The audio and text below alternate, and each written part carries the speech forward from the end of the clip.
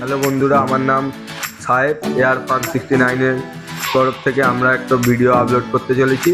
এই হলো আমাদের গ্রুপের মেম্বাররা। আমরা এখন একে একে নামগুলো জেনে নেবো। এর নাম হচ্ছে অপু। অপু, তুমি একটু বলো।